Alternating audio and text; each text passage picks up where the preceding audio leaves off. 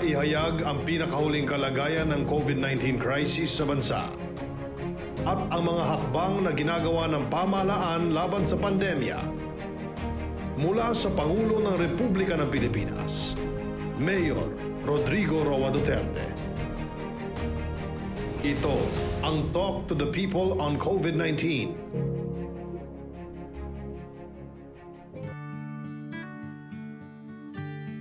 Good evening, my countrymen.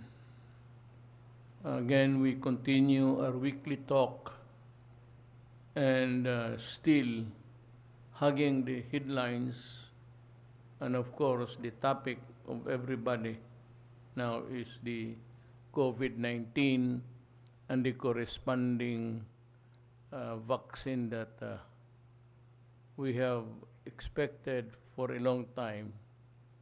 At dumating naman yung mga medisina. Hindi sabay-sabay. Just yesterday, June 6, we received another 1 million doses of Sinovac.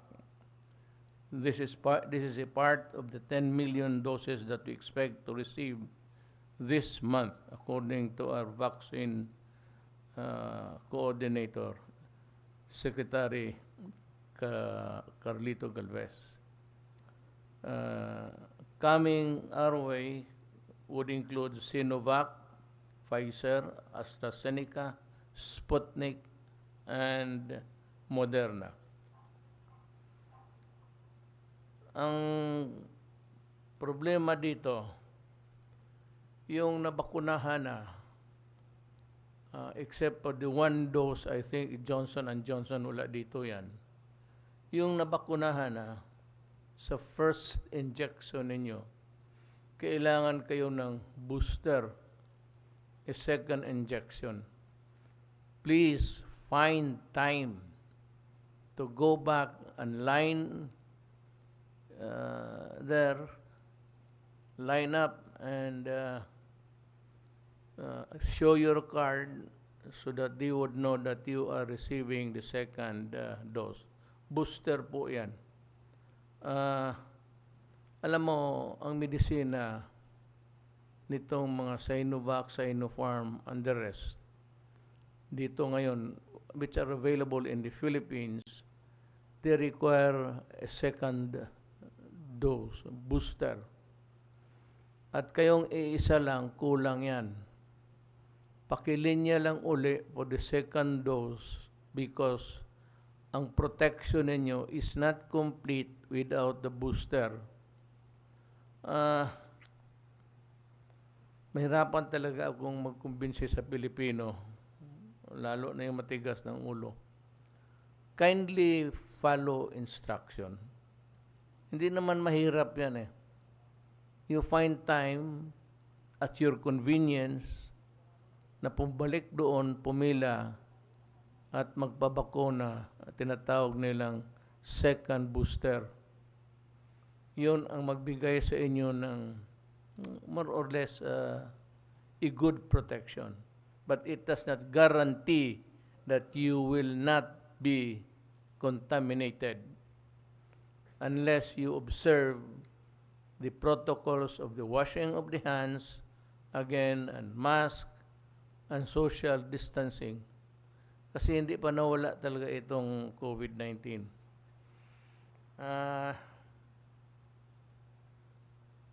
I want the authorities and the LGUs to find out why this is happening and to take steps to return to their ma-imber na sila na madala ng mga barangay captain pati mayors. Kindly help us ferret out the persons who have not received the second booster until now. Nandyan yung medisina. Pinakahintay natin halos 1 taon. Kaya lang naman nakukulang-kulang talaga yung supply. So it took us time to receive our share. But now, medyo maluwang na ang mundo, nabakunahan na sa Amerika halos lahat. They can afford now to share the residual supply nila sa vaccine. ano lang, kasi itong COVID na ito is a very toxic thing, and it can contaminate you again. There is no guarantee. Though it would give you a measure of protection, it does not guarantee that you will not get COVID again. So despite or in spite of your vaccines and boosters, please observe the basic protocol. Mask, hugas ng kamay, at social distancing. Matatapos rin to, especially with your cooperation, matatapos ito. Mas madali. June 5, the global community celebrated World Environment Day to promote greater commitment to care our planet. Sadly, however, the COVID-19 crisis also gave a rise to plastic waste and pandemic. The popularity of delivery of services has produced considerable solid waste, such as the delivery of packaging of both food and non-food products. Also, a serious concern is the proper disposal of medical waste. There have been several reports of poor disposal. Alam mo ito, mga medisina na ito, babaon to. I remember one time when I was mayor, parang isang nurse, dyan lang sa Talomo area, sa beach, doon siya naghukay doon sa sand at doon niya inilibing. That is not the proper way to do it. You might as well wait for the garbage men to lock the garbage and balutin ninyo yung mga ano ninyo, mga medisina, yung naturok na, saka yung mga sirens, balutin ninyo, ibigay ninyo sa basurero. Alam nila kung ano lang gawin nila. So,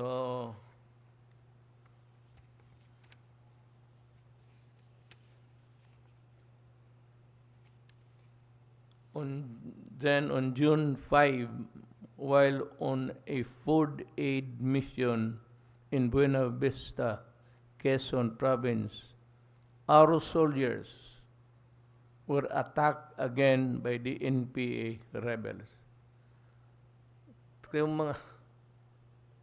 Itong mga wala na ito, they do not have the ideology. Wala na yan silang prinsipyo sa ulo nila makipag-away. They are there to plunder. And to just, for the sheer brutality of it all, they want to kill our soldiers. Yan ang dito napakahirap. The police and soldiers across the country have been distributing food aid and other needs. At despite the sacrifice of the men and women of the armed forces of the Philippines and the police, still they are the object of itong depredations, attack. Hindi ko maintindihan itong any pandemic where everybody is in need of food and everything. Sa Bisaya pa, I don't know about the Tagalog for the ginadaginot, yung ano bang daginot sa Tagalog? Parang pati yung mga gano'n na maliliit na bagay na hindi dapat gawin, kinakalkal pa rin nila ng away. So, they only have the condemnation of the people, especially from me. Kaya hindi talaga tayo magkaintindihan kailanman. No peace talks can ever succeed under me or under any other president if you do not stop attacking government forces and even civilian leaders. Yung mga barangay captain, ang mga barangay captain is one sector na maraming pinatay ang NPA sa ngayon. Sila ang favorite target. Especially itong mga barangay captains na proactive in favor of government. They are always the object of assassination. Sige lang, total ang sundalo, may mahuli isa, dalawa, magpapiyait naman yan kung ano. Then we would know what to do with you. What you can do, I can do better 10 times over. Anong kaya ninyo, kaya kong gawin. So, I would know how to deal with you.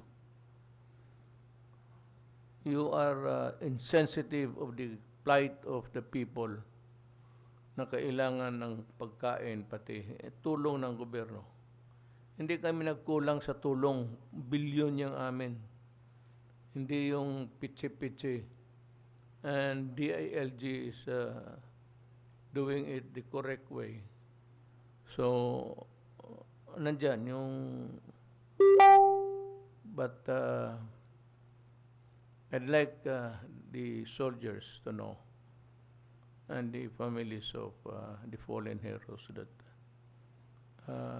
the nation is very grateful to you, and we would know also how to reciprocate their bravery.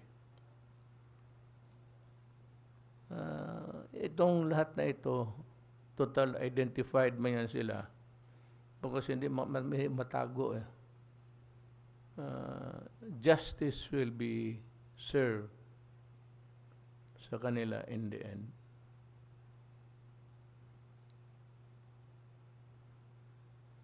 Marami ng bakuna na dating. Do not forget your second dose again. At in our drive against corruption, pasahin ko na lang rin, baka interesado kayo. Dito, sa bago na dismiss from the service sa Sandigan Bayan, Joel Salvador, Regional Director, Environmental Management Bureau, EMB, DNR, CAR. Violation of the anti-graft and corrupt practices and illegal use of public funds. Malversation ito. Diversion of the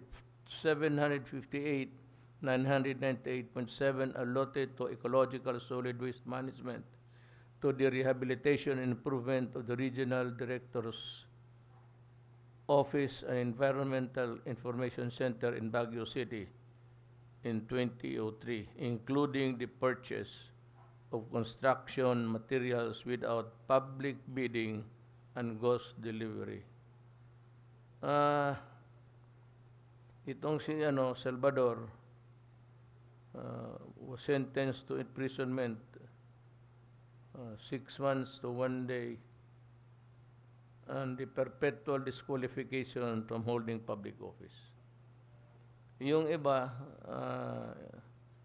si Perlita Mauri, Budget Officer, ENB, DNR, CAR, diversion of 758,998.7, allotment of the ecological solid waste on rehabilitation and improvement of the regional. Ganun rin. Suspended lang sila. I want the records of these cases forwarded to me, and I will study. I might amend the order of suspension to dismissal. Itong si Rolando Reyes, Officer in Charge, Administrative and Finance Division, AMB, DNR, CAR.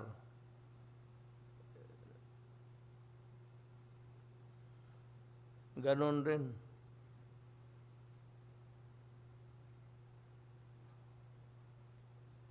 Dismissal pala talaga to. In-amend, modified.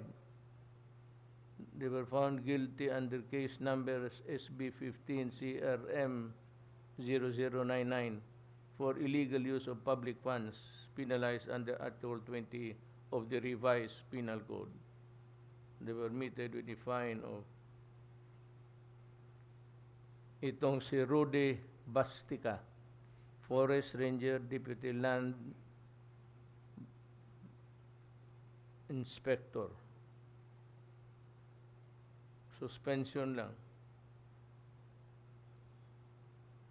But he appealed. Ito, involving in land title irregularities.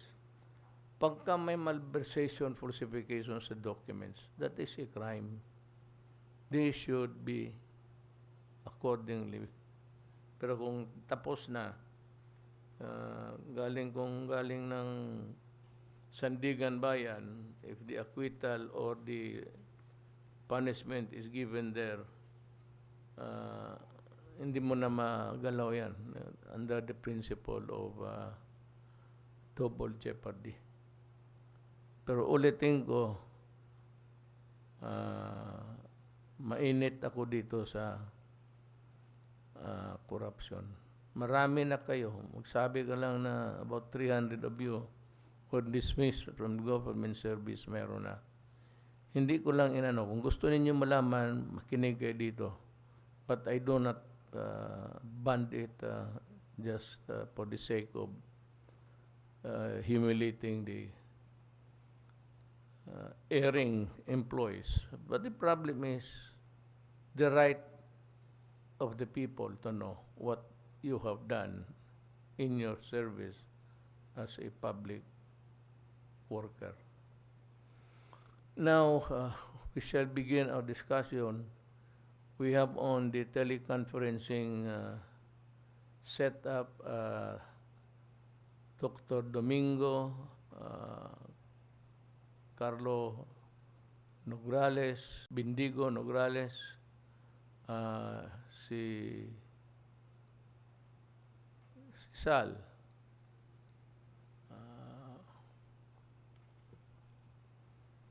dito sa kwarto na ito, we have Secretary Francisco Doque, Secretary Carlito Galvez Jr., Director General Enrique Domingo, Secretary Anyo,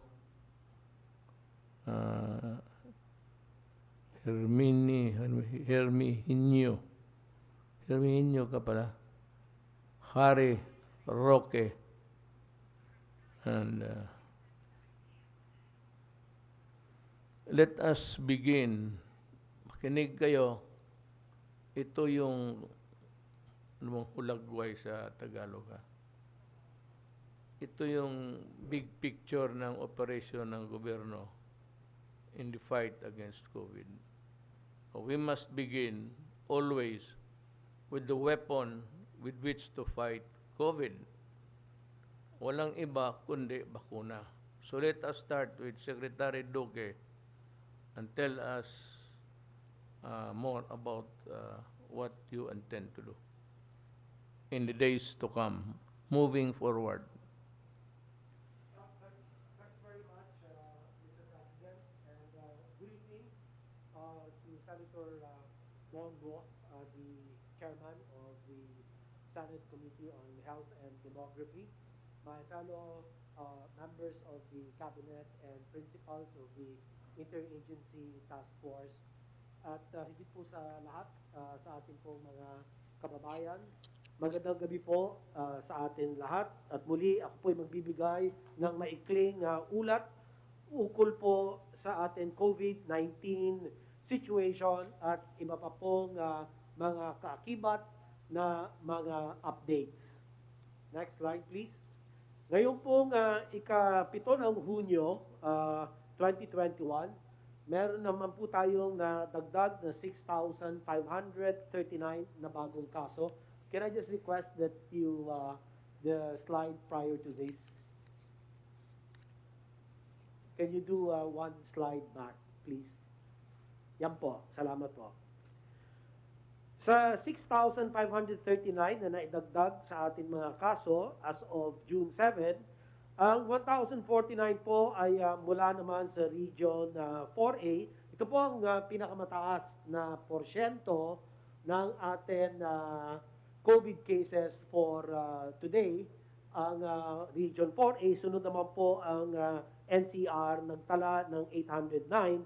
Ito po sana ay patuloy pang bumaba at maabot po natin yung pre-surge level ng NCR, which was less than 400 cases per day. 692 naman po mula sa Region 6, dyan po tumataas, lalo na po ang atin, ang Iloilo City, nakapagtala po ng tumataas na kaso ng COVID, at 3,989 sa mga natitirang mga rehiyon. Para naman sa atin mga aktibong kaso, ang bilang ngayon, ika-7 ng Hunyo, ay nasa 58,854. May naidagdag na 6,659 active cases. At ito po ay ang katumbas, 4.61%. At sa kabilang dako, ang ating recoveries naman po, ando po sa may kulay green, ay umabot na po sa 1,195,181. May naidagdag po tayong recovery of 6,969 for a recovery rate of 93.67, habang ang bilang o ang bilang ng pumanaw, nakakalungkot po ito, ay umabot na sa 21,969, at ang ating kabuuan case fatality rate ay nananatiling nasa 1.72%. At para sa mga Pilipinong may edad 50 to more than 80 years of age, ang case fatality rate ay 5.44%. Napakataas po ito, halos 10 doble noong case fatality rate ng may edad less than 1 to 49 years of age, na asa 0.42% lamang ang case fatality rate. Kanya ito rin ang dahilan kung bakit paulit-ulit natin sinasabi na uunahin ang mga matatanda sa atin pong vaccination program. Next slide please. Nitong nakaraang linggo naman, patuloy ang nakikita natin bahagyang pagtaas ng mga kaso nationally. Nakikita po natin yung case plateau, nakita starting May, with cases potentially on the rise by the end of May. At dyan po sa slide na yan, makikita rin natin ang NCR, yung kulay blue, ay paliit ang bahagi na ito bilang porsyento ng pangkalahatan caseload. At ang atin region, ito pong kulay blue, parang green teal color, ito po yung region 4A, at nakikita din natin nagpaplato ang mga kaso, at ang region 6, ayan po yung kulay violet sa baba, ay nakikita natin unti-unting tumataas na ang bilang ng mga kaso sa naturang rehiyon. Next slide. Saan ang galing ang mga pagtaas ng mga kasong ito? Bahagyang bumababa ang kaso sa NCR and the rest of Luzon sa nakalipas na 7 araw, kung saan nasa 1,000 ang average na kaso sa NCR. Ito po yung blue line. Ayan, makikita natin.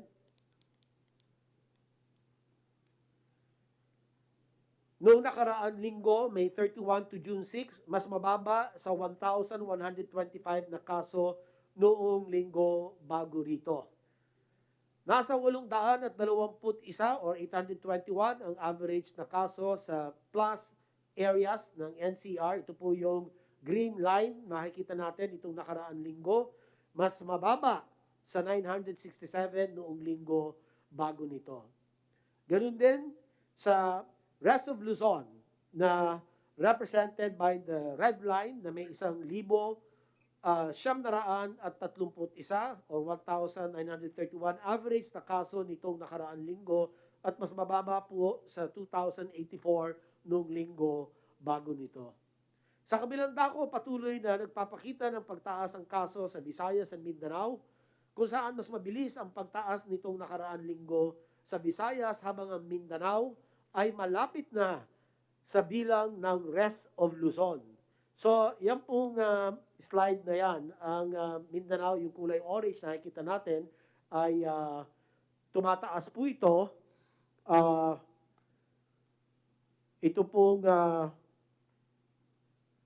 kulay pula, hindi lang gumagana kasi ito.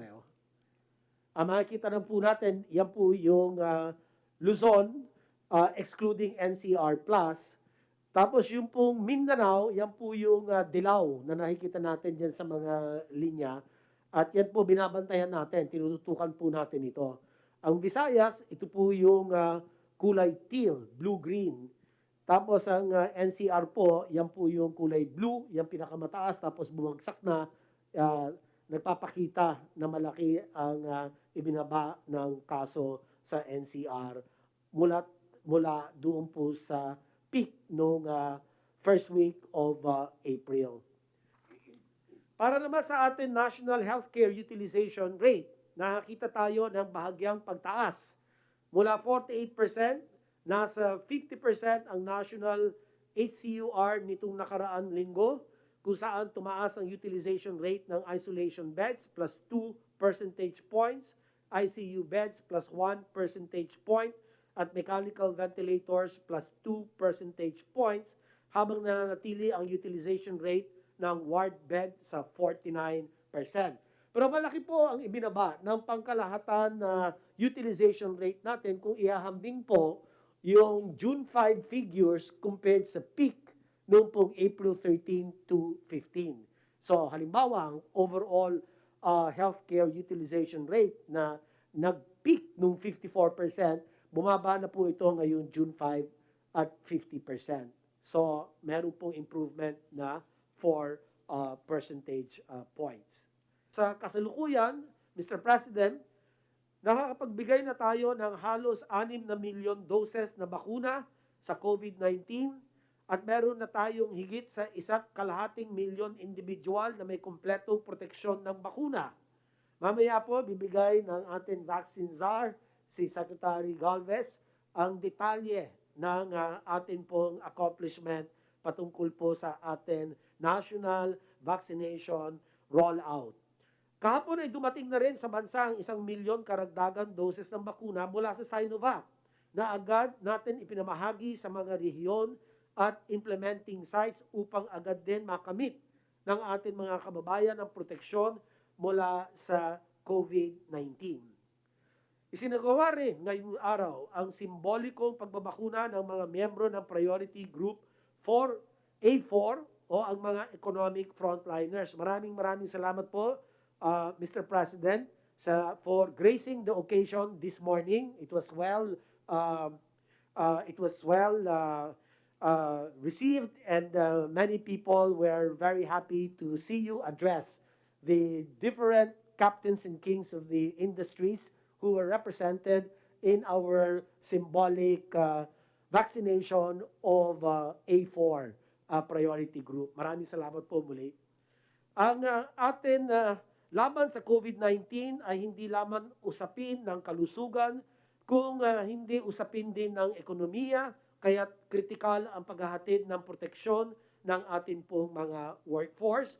Ngunit patuloy po ang ating panawagan sa lahat ng miyembro ng priority groups A1, A2, A3 at A4 na magpalista na upang makatanggap ng bakuna dahil magiging ganap lamang ang kaligtasan ng ating bansa kung ang lahat ay protektado.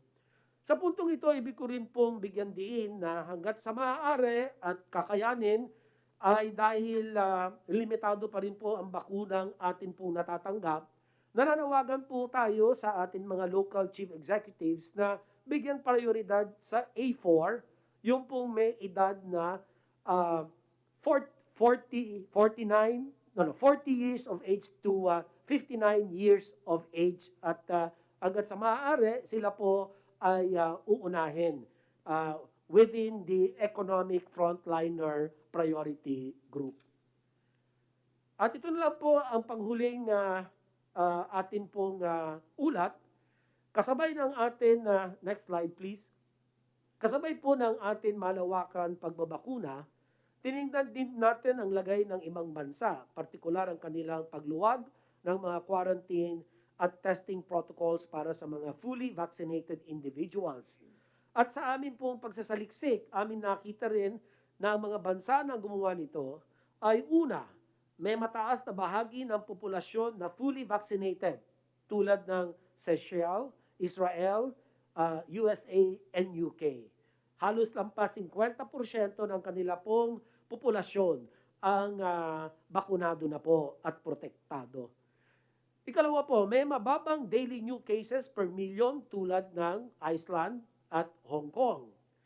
O may malakas na contact tracing at quarantine capacity tulad ng Thailand at Korea. At muli, kami po ay nananawagan sa ngalan ng IATF at ng NTF na paigtingin panlalo ang atin pong mga contact tracing activities sa mga pamahalaan na lokal sa kanila pong paggabay sa kanilang mga komunidad para matukoy kaagad ng mabilisan sino ba yung mga exposed at madalian pong ma-isolate or ma-quarantine para hindi na po magtuloy-tuloy ang hawaan at maputol ang kadena ng hawaan at madurog ang mga pagkukumpul-kumpol ng mga COVID cases. Dahil dito, patuloy naman namin itong pinag-aaralan kasama ang IATF, kabilang ang Department of Tourism for fully vaccinated tourists at Department of Information and Communications Technology para sa pagbuo ng mekanismo upang ma-validate ang vaccination status ng iba pang mga vaccinated individuals na papasok sa bansa. Malapit na po ito, ilalabas ng IATF matapos magrekomenda ang atin pong Technical Advisory Group of Experts. Pag-aaralan din namin ito kasama ang atin mga all-expert group upang makabuo tayo ng updated pathways at makapagtakda tayo ng specific indicators o mga panukatan na magsasabing handa na tayong magluwag para sa mga fully vaccinated Filipinos and tourists. Sa ngayon, ang pinayagan po lamang ng IATF ay ang pagluluwag ng quarantine requirement mula 14 days to 7 days para sa mga individual na nakakuha na ng kumpletong doses ng bakuna dito sa ating bansa. Sila po ang mga lumabas na ng bansa matapos mabakunahan at nagbabalik muli. Sa kabuuan po, Mr. President, the final slide, ito po ang panghuling mensahe. Una, ang mga kaso sa ating bansa ay nagpapakitang muli ng pagtaas mula sa panuong Huwebes ng nakaraang linggo. Ikalawa po, ang mga naitalang kaso sa Mindanao ay nahigitan na ang mga naitalang kaso sa NCR. Atin din binabantayan ang mga kaso sa ilang nalalabing bahagi ng Luzon. Ikatlo, dahil sa limitadong bilang ng COVID-19 beds, nagdudulot ng high at critical risk ang maliliit na pagtaas sa utilization rate. Muli aming hinihikayat o inuudyok ang mga ospital sa mga nasabing rehiyon na maglaan ng mas maraming ICU, isolation, and ward beds, pati mechanical ventilators. At ito naman ang financing aspect na PhilHealth. Sila po ay nakapagdesisyon na bilisan ang reimbursement o ang bayad ng mga claims mula po sa mga ospital na nag-aasikaso at kumakalinga ng malaking kaso ng COVID-19. Ang PhilHealth po ay naglabas ng bagong payment mechanism. Ito po yung debit-credit payment mechanism, accelerated payment for claims beginning March 2020 up to April of this year. Sinusuportahan ng kagawaran ng kalusugan ang pag-update ng quarantine at testing protocols para sa mga fully vaccinated individuals. Ngunit bago natin gawin ito, kinakailangan natin siguraduhin na number one, mataas na ang porsyento ng mga fully vaccinated na Pilipino. Pangalawa, bumalik na tayong muli sa pre-surge level sa pamamagitan ng malakas na pagpapatupad ng ating PDITR strategies. Ito po yung prevention, early detection, aggressive isolation, improved treatment, and reintegration at vaccination bilang po karagdagan pamamaraan upang makapagbigay ng sapat na proteksyon laban sa COVID-19. Meron tayong teknolohiya upang ma-validate. Kailangan po itong teknolohiya na ito para ma-validate ang vaccination status ng mga paparating na individual galing po sa ibang bansa, lalo na ang mga taong hindi rito nabakunahan. So ito na lang po ang akin pong pinakahuling bahagi ng ulat.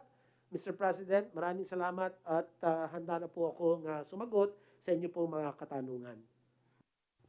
Salamat, Secretary Doke. Secretary Anyo. Magandang gabi po, Mr. President, my fellow public servants. Please put my slide.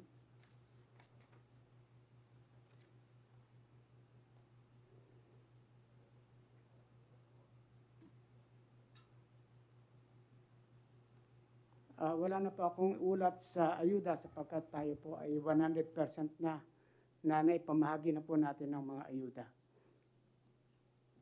Tulad po ng inulat natin noong nakarang linggo, naglabas po tayo ng Joint Memorandum Circular, ang DILG, DOJ at PNP, na naglalatag ng responsibilidad ng tatlong ahensyang ito sa pagproseso ng mga naiulat ng mga insidente ng paglabag sa iba't ibang health and safety ordinances, quarantine-related violations, at iba pang violations sa panahon ng public health emergency.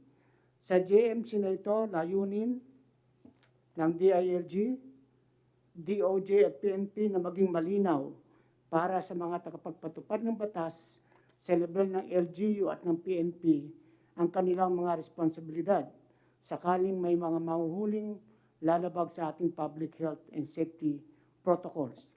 Lahat ng pagpapatupad at panghuhuli ay dapat batay sa direktiba ng Pangulo, mga kasalukuyang batas, revised penal code, IATF Omnibus Guidelines, at ordinansa ng mga LGUs. Magtatalaga ng sapat na holding area para sa mga violators upang maiwasan ang hawahan. Sundin ang rules of criminal procedure sa mga warrantless arrest at uusigin ang LGU at barangay officials na hindi magpapatupad ng mga kautusan ng batas. Layunin din ng JMC na ito na mapabilis at maging mas sistematiko ang pagproseso ng mga kasong isusumiti sa piskalya upang agad na maaksyonan at maparusahan ang mga mapapatunayang lumabag at agad din namang mapalaya at mapatunayang walang sala upang maiwasan ang congestion sa ating mga piitan at detention facilities. Next slide, please. Dito naman po sa mga violations ng health protocols, ayon po sa nakalap na datos ng ating Philippine National Police, tumaas ang mga nahuhuling hindi nagsusuot ng face mask. 50,000 at 21, habang bumaba naman ang mga kaso ng mass gatherings, 613, at kawalan ng physical distancing sa bansa, 13,882. Mahigit 1,700 po ang nakasuhan natin sa korte. Next slide, please. Mula naman pong buwan ng Mayo hanggang ngayong buwan ng Hunyo, may mga naitala tayong ilang insidente na tinatawag nating super spreader event sa NCR, Central Luzon, Western Visayas at Central Visayas. Agad naman natin itong inaksyonan at inimbestigahan at makikita natin sa matrix ang datos o status ng mga kasong isinampa laban sa mga opisyal ng barangay na responsible sa sa mga makakaiwalay na insidente ng paglabag sa public health and safety protocols. Sa inyo pong pag-uutos na kasuhan natin ang mga barangay officials, 6 po ang nakita natin dito at nakasuhan. Ito po yung mga super spreader event, gubat sa syudad incident, Barangay 171 sa Caloocan City. Recreational resort and pool operations sa San Jose, Navotas City. Ang boxing match dito sa Tondo, Manila, Barangay 181 at 182 sa Gagalangin, Tondo. Ang Bacas River Incident sa Barangay Matiktik, North Sagaray, Bulacan. Sa Barangay Balabag, Boracay Island at Barangay Sambiray, Malay Incident. At ang Club Holit Bar and Restaurant sa Cebu City sa Barangay Kamputao, Cebu. Next slide, please. Patuloy po ang preparasyon ginagawa ng ating LGUs sa paparating ng mga bakuna ngayong buwan ng Hunyo. Alinsunod sa National Vaccination Program, nasa 29,384 na ang nagmamando sa Emergency Operation Center sa buong Pilipinas. Habang umabot na ng 36,037 ang nasa Barangay Health Emergency Response Teams. Nasa 34,046 na katao ang kumikilos upang siguruhin ang pagsunod ng ating mamamayan sa iba't ibang protocols for management of COVID infections, habang nasa 28,210 ang masigasig nating personnel sa iba't ibang quarantine facilities sa bansa. Next slide, please. Pakibalik.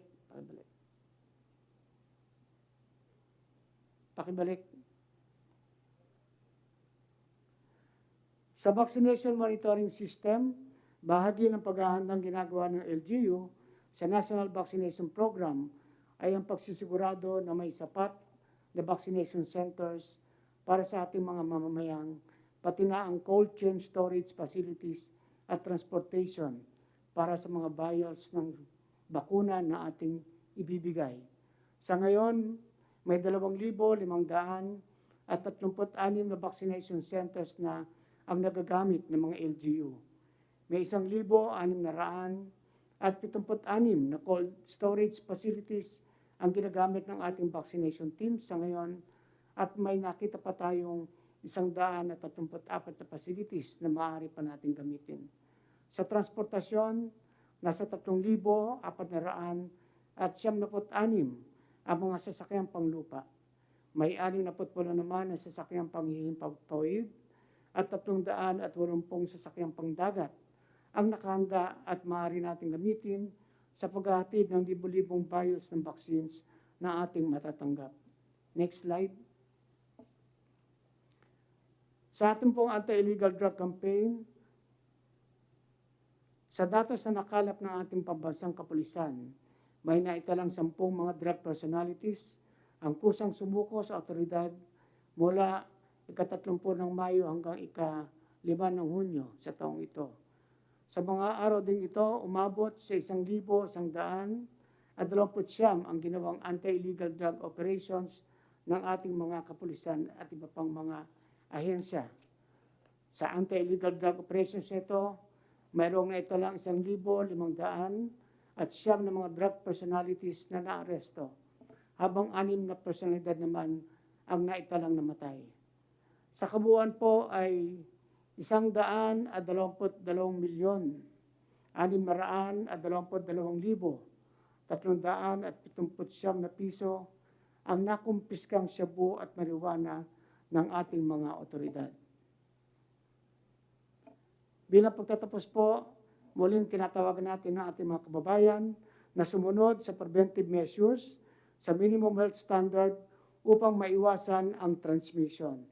Pero kailangan magpabakuna na tayo upang tayo makabalik sa normalidad at mabukas natin ng todo ang ating ekonomiya. Ngayon, ang panahon ng pagbabakuna at tinatawagan natin ang ating LGUs na muli magbigay ng pass lane, green lane or express lane sa ating mga A1, A2, A3 habang nagbabakuna na rin tayo ng A4. Yun lang po, Mahal na Pangulo. Maraming salamat po. Thank you, Secretary Anyo. Secretary Galvez. Yes, sir.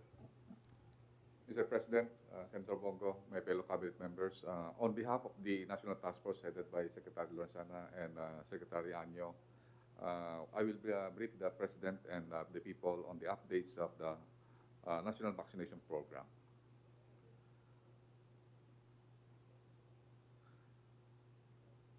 Next slide, please. Please show my slide. Next slide, please. Sir, these are the significant updates for this week. Yung ating pong vaccination po, magkakaroon na po tayo ng 6 million mark on each administration this week.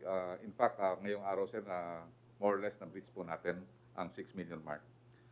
And then, meron tayong the Philippines reduced its 7-day moving average due to lack of supply but expected to rebound this week with impending deliveries of 10 million doses this June. So meron po tayong impending deliveries ng June. So mababa po ang ating average vaccination considering that yung ating delivery po nung last week ng May at saka po yung first week of June naantala po. So nagkaroon lang po ng delivery this June 6 kahapon lang po. But the good news is that the COVAX and Gavi remain focused and committed to inoculate at least 30% of the global population. So makikita po natin yung COVAX and Gavi nung nagkaroon po tayo ng meeting na ito po ay in-administered ng Japan, ay marami pong silang matatawag na commitment na at least to inoculate 30% of the global population. At nakita po natin na, Mahal na Presidente, since nung May, meron po tayong 2.2 million na COVAX volume. Ngayon po, dinagdagan po nila na magiging 4.2 million deliveries this month. At mamaya po i-present ko po yung details. And then also magkakaroon na po tayo ng mga supply agreements, particularly po ang talagang pinapa-finalize po namin, yung supply agreement with Pfizer. Kasi pagka po nakuha po natin yon, 40 million po ang i-deliver po nila. More or less 15 million po ang ma-deliver ng third quarter and the remaining will be on the fourth quarter. Malaki pong tulong po sa atin yon. And then, ito pong pinag-aaralan po natin, yung at least 3 vaccines can be used for pediatric vaccination. Mamaya po pakikita po natin na yung 3 brand na meron po na silang advanced trial at meron pang 11 brands na trying to have the trial for the pediatric vaccination. Ito po talaga pag-prepare natin para pag-opening po ng mga classes. At nakikita po natin na malaki pong sizable amount yung ating pediatric populations na umigit kumulang na 29 million. And then yung po, yung magandang balita na inopen na po natin yung A4 and then later pagka dumating po yung COVAX natin na 4.2 million, pwede na po tayong mag-ungos ng konti po dun sa A5 this month. Next slide please. So ito po yung mga balita na yung Moderna, meron po silang ginagawang clinical trial for ages 12 to 17. And then kahapon po, ang Sinovac ay naglabas po ng magandang balita na China has already approved for emergency use of the Sinovac from 3 years old to 17 years old. And then sa UK, ina-approve na po na yung Pfizer ay magamit po sa 12 to 15. And I believe the US also using Pfizer for 12 years old and above. Next slide po. So ito po, nagsimula na po tayo ng vaccination ng ating A4. Last week, nagkaroon na po tayo ng mass vaccination sa airport. Yung lahat po ng ating mga government units at saka agencies, katulad po ng Coast Guard, Bureau of Immigration, yung DOTR, at saka yung ating one-stop shop, ay nagkaroon na po ng vaccination. And then kanina, nagkaroon tayo ng mga representation and symbolic vaccination for our A4. Kasama po dito yung ating mga frontline workers, nakita po natin yung mga teachers, and even yung mga economic frontliners and government workers. Next slide, please. So ito po ang detail ng ating total vaccines administered as of yesterday. So nakita po natin na meron na po tayo na 1,397,710 na nabaksinita po ng A1 or representing 93%. At ang ating totally vaccinated na A1 or sa healthcare workers representing 55%, yung 827,889. Sa A2 po, meron po tayong 1.5 million at sa A3, meron po tayong 1.4 million. For a total of first dose vaccine na 4.3 million. At ang ating second dose fully protected is 1.5 million. For a total of almost 6 million. Sa ngayon po, meron po tayong more or less 3,850 na vaccination site. Ito po kasama po ang LGU at saka yung mga private sector and also yung mga different hospitals. Sa ngayon po, meron na po tayong 9,329,050 na total vaccines received at meron po tayong 3,360,399 doses na nasa inventory na hindi pa po nagagamit para po ito sa second dose at saka mga mangilan-ngilan sa first dose. Next slide, please. Sir, ito po ang schedule ng ating doses at saka vaccines na to be upcoming this coming June and July. So sa June po, natanggap na po natin ang 1 million delivery ng Sinovac. And then sa Sputnik, mag-uusap po kami bukas at titingnan po natin kung matideliver ng June 9 yung 100,000. We are negotiating to have them delivered yung 1 million. Then sa Sinovac, definite na po na darating po ang another 1 million sa June 10 and another 1 million sa June 17. We are requesting na sa June 17, dagdagan po ng another 1 million or 500,000 para at least mapagamit po sa ating mga A4 at saka mga sa business sector. At nakikita po natin sa Sinovac, meron pa siyang remaining 2.5 million doses to be delivered on the fourth week or the last week of June. Ang Pfizer po, galing sa COVAX, ay magbibigay po ng 2,280,000 doses. And then ang Moderna, yung nabili po natin, kasama po ang private sector, 250,000, ay matideliver po ng June 21. Yung AstraZeneca through COVAX na 2,028,000 ay magdideliver naman po the third or fourth week. So a total of 11,058,000 doses for June. Ito po yung expected po natin, Mr. President. Kung sana, awa ng Diyos, wala po madelay po dito. Sa July 21 naman po, steady po na meron po tayong 4.5 million sa Sinovac. Ang Moderna, dadagdagan po nila na magiging 1 million. And then sa AstraZeneca, yung private sector ng Go Negosyo at saka yung ibang conglomerates, 30 conglomerates, matatanggap na po nila yung first dose nila ng delivery na 1,170,000 doses. Then sa Sputnik, we are negotiating for another 1 million and we are expecting sa COVAX na may maintain po yung 3 to 4 million doses for a total of more or less 10 million. Sa August po, Mr. President, more or less kung kakaroon po tayo ng ating negotiation sa Pfizer, aabot po ng 17 million ang ating delivery this coming August. Yan lang po, Mahal Presidente, at maraming po salamat. Thank you, Secretary Galvez. Secretary Lorenzana, would you like to say something? Yes, Mr. President. Good evening po. Dalawang urat lang po ito ay ating minamamanmanan. For the information of the President, yung pong ating mga iniuuwing mga Pilipino na galing sa Sabah na inumpisahan natin noong July 2020, nagkaroon po tayo ng 8 biyahe po ng mga barko na galing doon papunta dito sa Zamboanga. Yung pinakahuli po ay dumating noong 22 May na ang laman ay 496. Ang kabuuan po na dumating na mga Pilipino mula sa Sabah ay 3,132. Meron pa pong mga humigit kumulang na 4,000 na naghihintay na umuwi dito sa Pilipinas.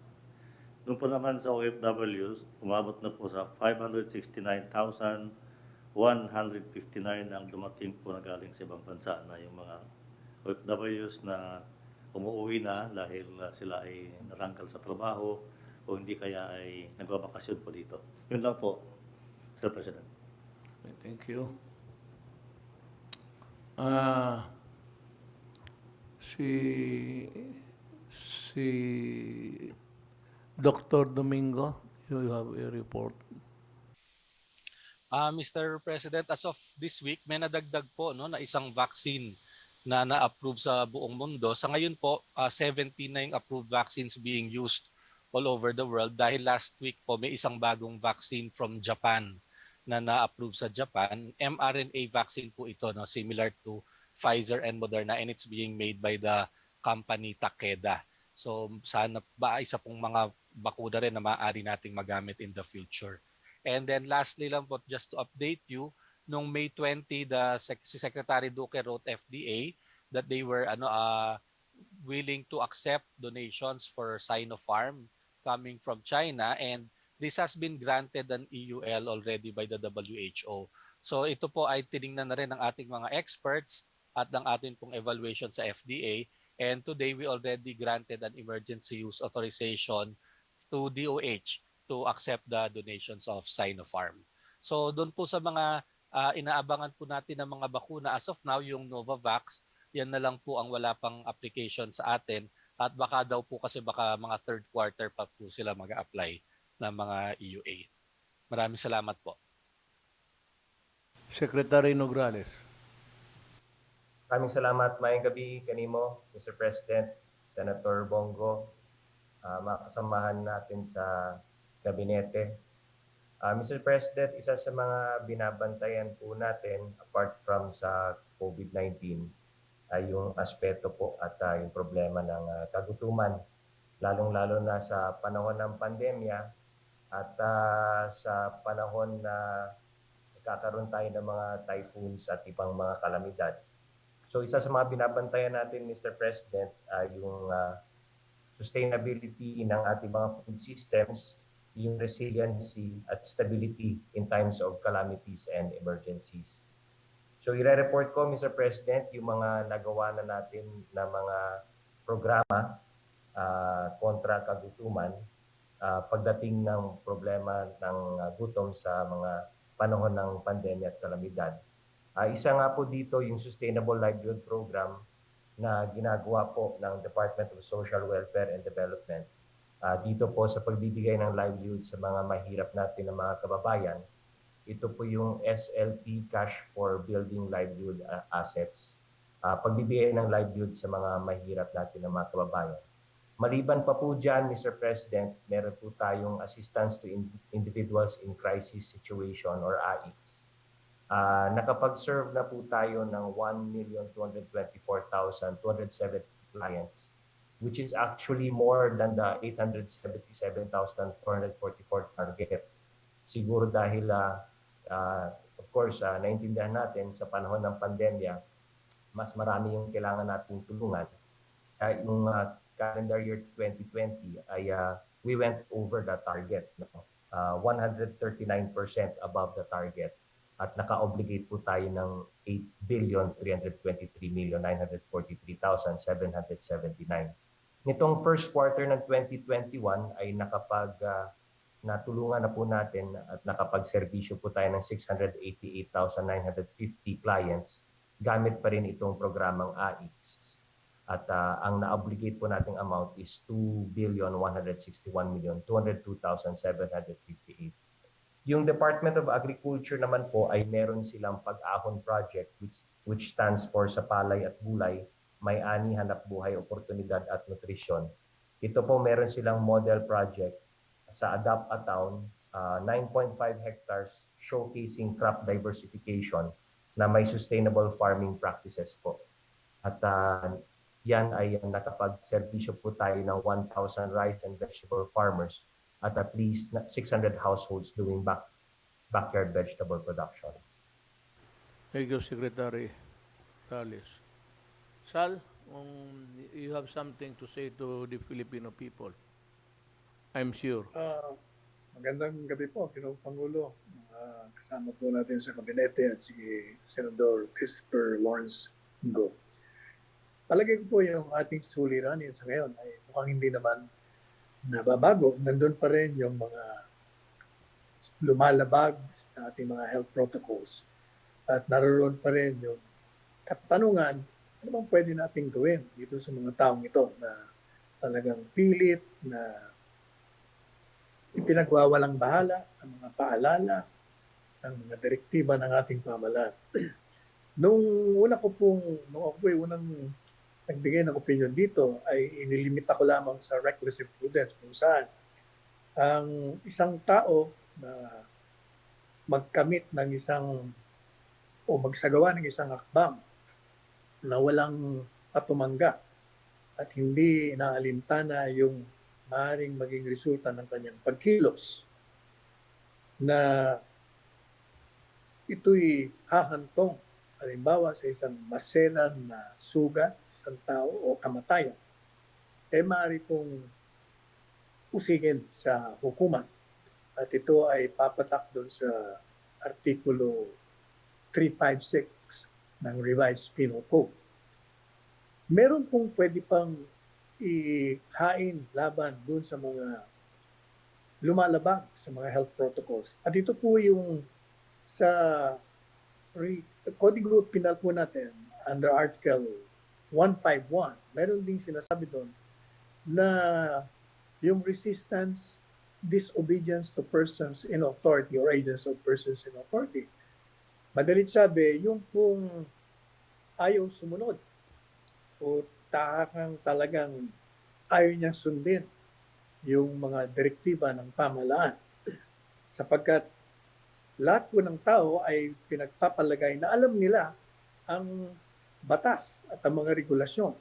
At katunayan nga, paulit-ulit po ang ating pamahalaan ay halos isang taon na yan, mahigit, na paulit-ulit na sinasabi natin, ito ang health protocols, kailangan natin ipatupad ito at ito ay para sa kapakanan, hindi lamang ng taong susunod dito, kundi sa kanyang mga kapwa-tao rito. Kung ito pong taong ito, despite the fact na alam niya na nga ang pinagbabawal, ganun pa rin ang gagawin niya. Pwede po siyang idemanda ng pag-resist o hindi pagsunod sa mga persons in authority or dun sa mga agents of the persons in authority while in the performance of their duty. Yung pangatlo na pwede po natin gamitin ay yung mga local na ordinansya na pinatutupad ng mga LGUs. At katunayan, marami na po tayong mga local ordinances sa iba't ibang mga LGUs at ginagamit na nga nila ito upang idemanda yung mga lumalabag. Pangapat, pwede po natin gamitin yung Republic Act 11332 at ito po yung mandatory reporting of notifiable diseases and health events. At pag ito nga, halimbawa, kung kayo po alam niyo na nga meron kayong sakit ng coronavirus at hindi niyo inireport ito, talagang lalabagin niyo 11332. Ganon din po yung mga taong dapat na nakakaalam at hindi nila nireport, abay papasok din po rito sa batas na Republic 11332.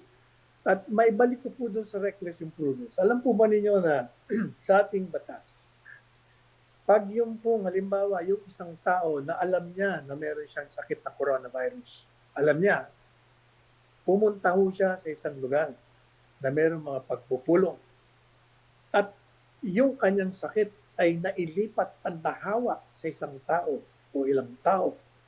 At ito ay namatay. Aba, ibang usapan mo yun.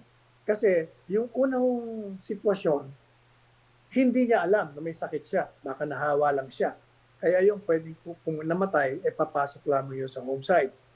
Kung ito naman ay maselan na sugat o injury, maging reckless imprudence resulting to serious physical injury or depending nga kung hindi naman serious, less serious.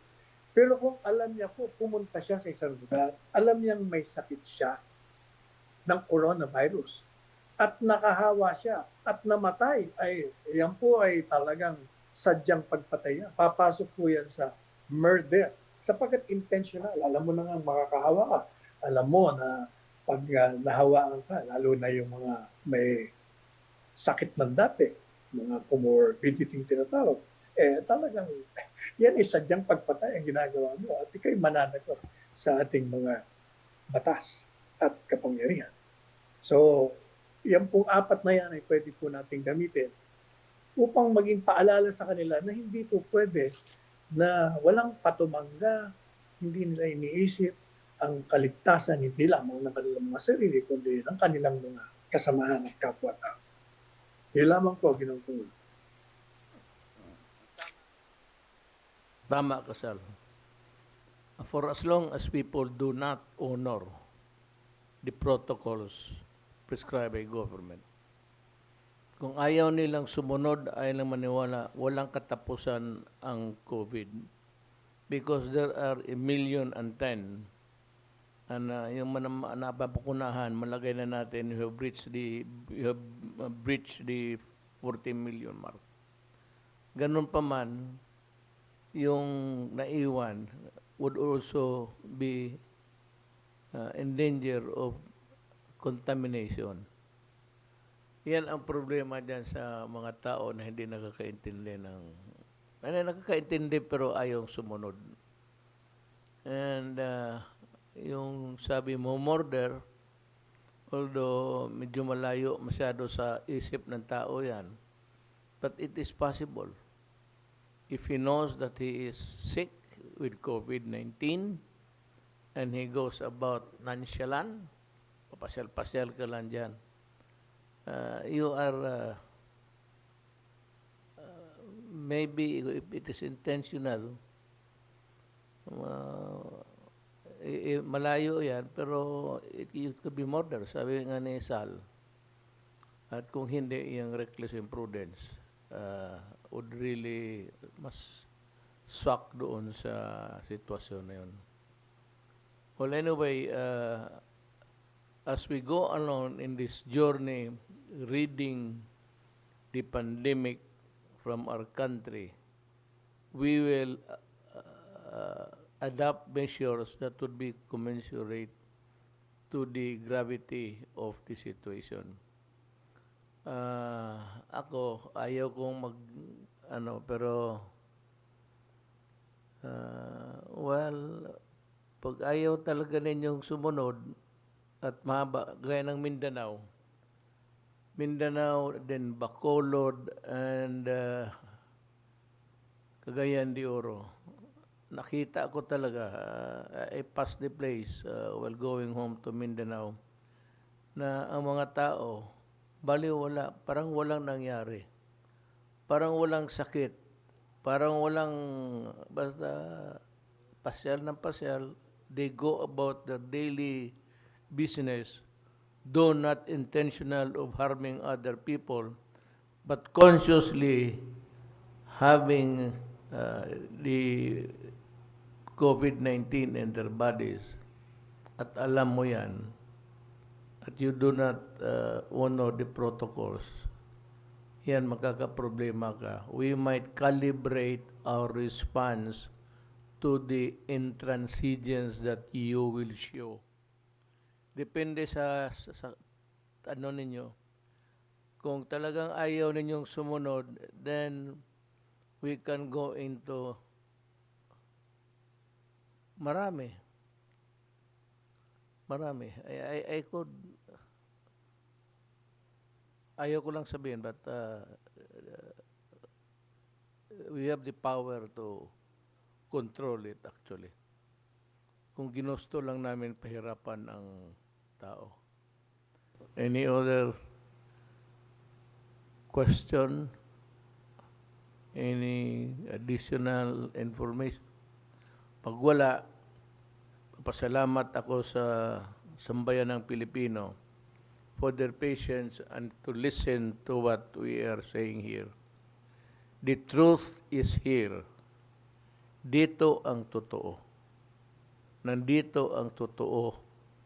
Kasi sabi ko, walang obligasyon kaming magsinungaling. Ang amin is magtrabaho, magsabi ng totoo. Wala kaming agenda, wala kaming plano kung ano. Basta amin trabaho lang. And hanggang sa katapusan ng araw ng aming pagtatrabaho sa gobyerno. Salamat po.